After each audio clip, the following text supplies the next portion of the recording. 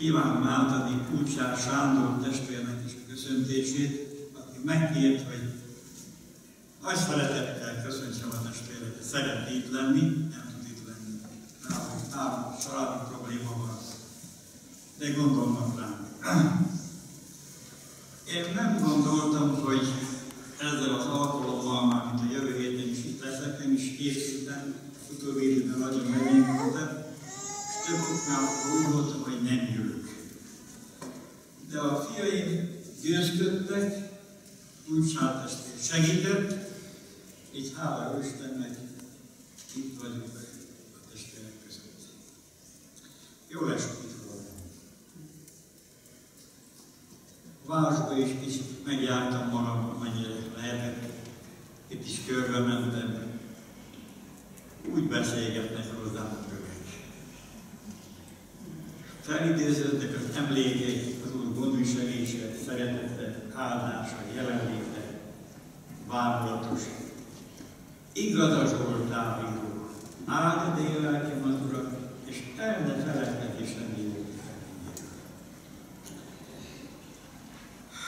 Mostanában rövidek az éjszakák. Már úgy értem, hogy keveset tudok aludni.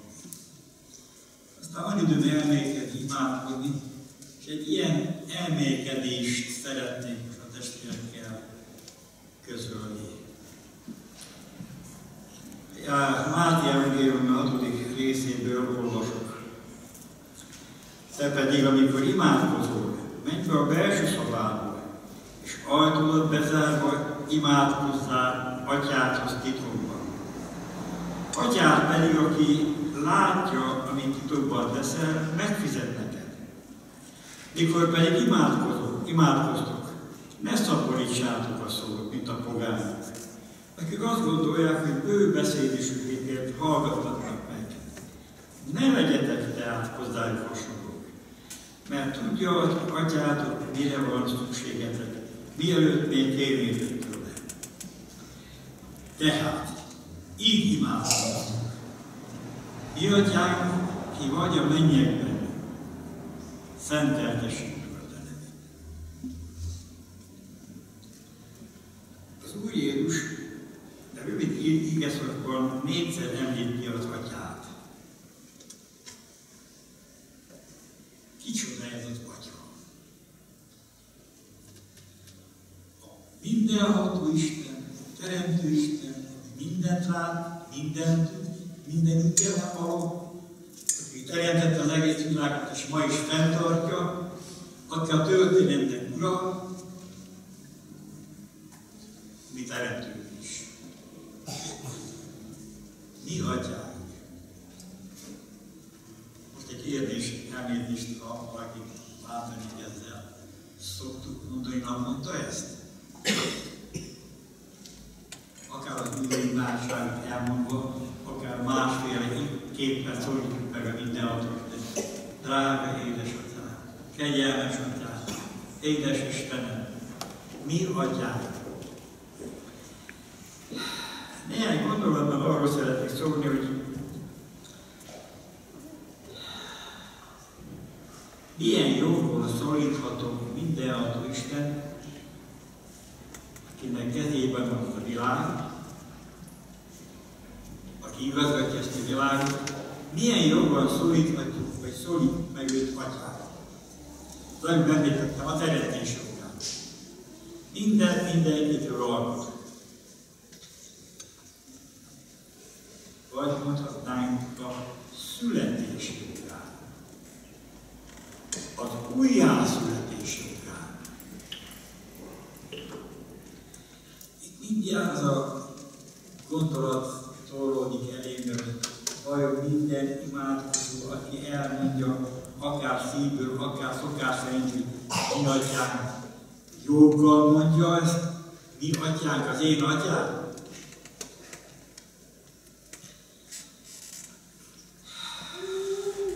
Mire kötelez engem az a tudat, hogy ő az én Atyám? Néhány dolgot. Először is tiszteletre. Minden gyermek kell, hogy tisztelje, szeresse az ő szüleit, atyát. Erre parancs van. megadom-e én Istenemnek, az én atyámnak a kellő tiszteletet? Milyen formában tisztelem őt?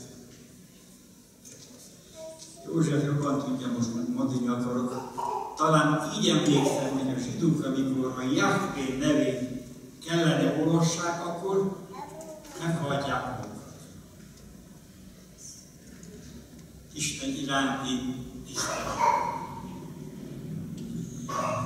Tisztelhetem én a Jóistent beszédemmel, énekemmel, imámmal, magatartásommal,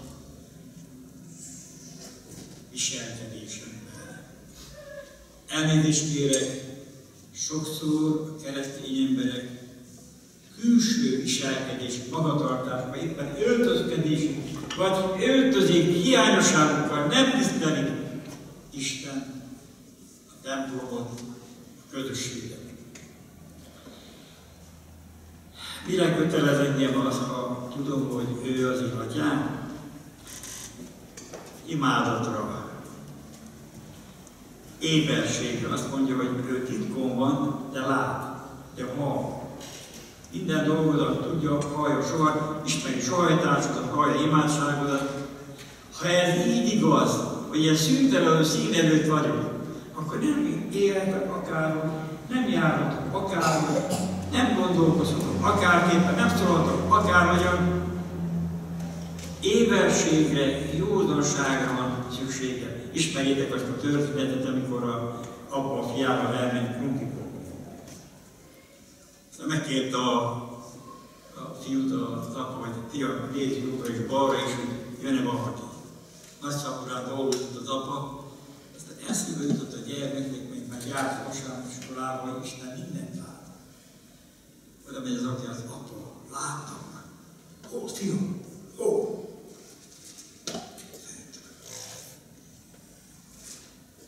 Na, ha láttam, fiam, ott hagyták a zsákot, mindent menjünk haza. Tanulnunk kell hívő embereknek, hogy a mi atyánk mindent lát, mindent tud, mindent ismer. Éppen ezért meg kell vegyük a kellőképpen a tiszteletet, a imádatot, és éberségnek és józannak kell lennünk minden tekintetben.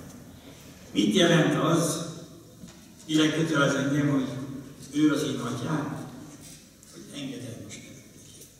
A család életben is úgy van, hogy gyereke fiam, és nem kell háromszor mondani neki, ugye azonnal nem indul, szót fogad az apjának, az anyukának, mert szólította az édesapját.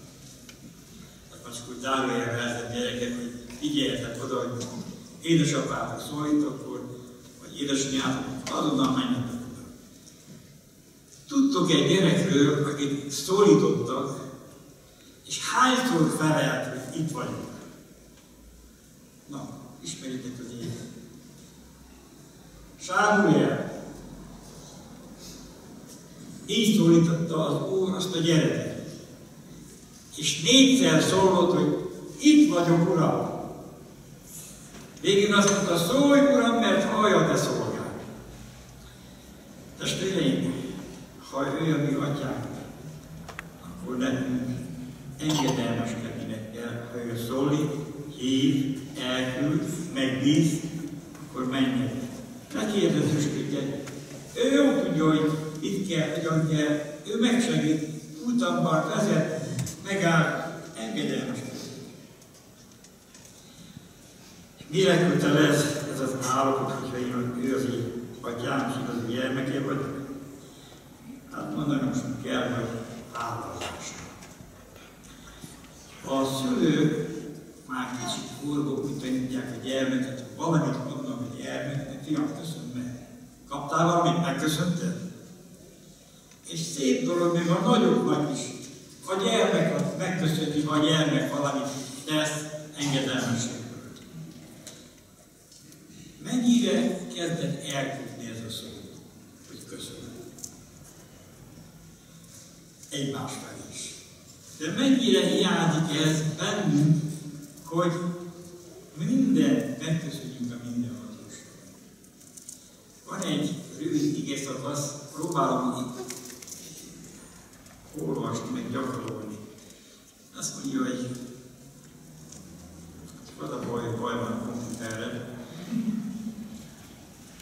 mindenkor örüljetek, szüntelen imádkozzatok, és mindenért hálát adjatok.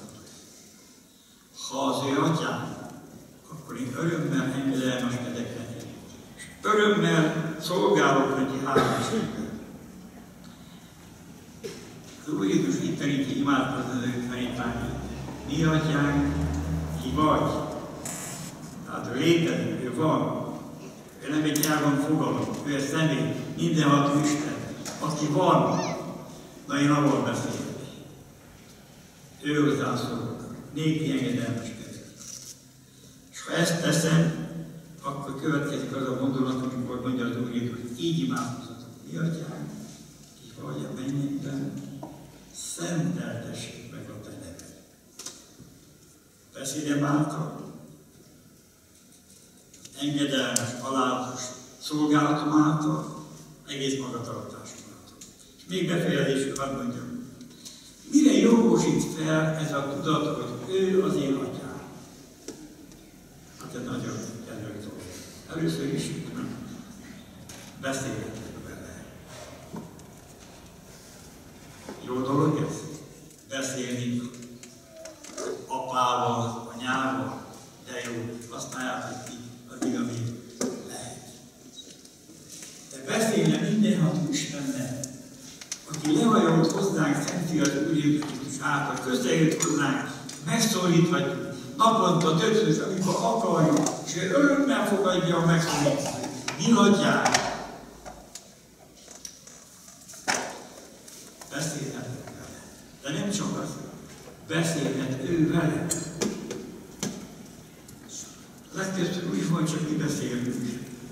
És nem igen van időnk ráhallgatni, hogy ő mit mondás. Mi atyám?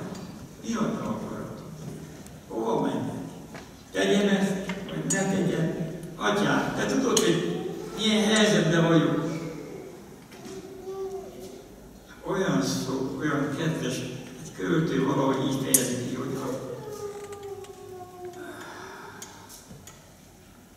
nevetnek számban, talán így fejezik, jó íze van. Mi atyám? Én atyám. Nagyon szeretem 23. Zsoltárt. Ez így kezdődik. Az Úr, hogy van tovább. Nem a te pásztorod, csak az én pásztorom. Mi atyám? A pásztorunk, oldalunk, vezetőnk, gondviselő, csodálatos. Aztán kérhetek az én atyámtól dolgokat. Az Úr Jézus olyat mond, hogy feledsen Úr a fülünk. Bármit kértek az atyától az én nevemben, megkapják. Abban a bármiben nem az, hogy testi dolgokat töltjük, hanem hogy az ő akarata szerint semmit. Bámulatos dolog ez. Mi atyánk? Mit jelent ez számomra? Lehet örökséget. Lehet örökséget. A Róma Benediktus levélben azt mondja az Úr Jézus, hogy örökös társai leszünk neki. Amit ő kap, és ahol lesz a mennyországban, mi is ott leszünk. Kívánom, legyen édes ez a szó az ajkunkon és a szívünkön, hogy mi atyánk. Legyen szent, és szenteltessék meg az ő neve, életünk és magatartásunk által. Amen. Ó testvérnek, hogy erősítse testben, lélekben, és ahogyan énekeltük is, bírod már és bírtad már, olyan reménységben, ami túlmutat messze ezeken a kívásokon, nehézségeken. És jó az is, hogy beszélnek a kövek, még a kövek is, még utólag is. Álljunk fel mindannyian, és énekeljük közösen.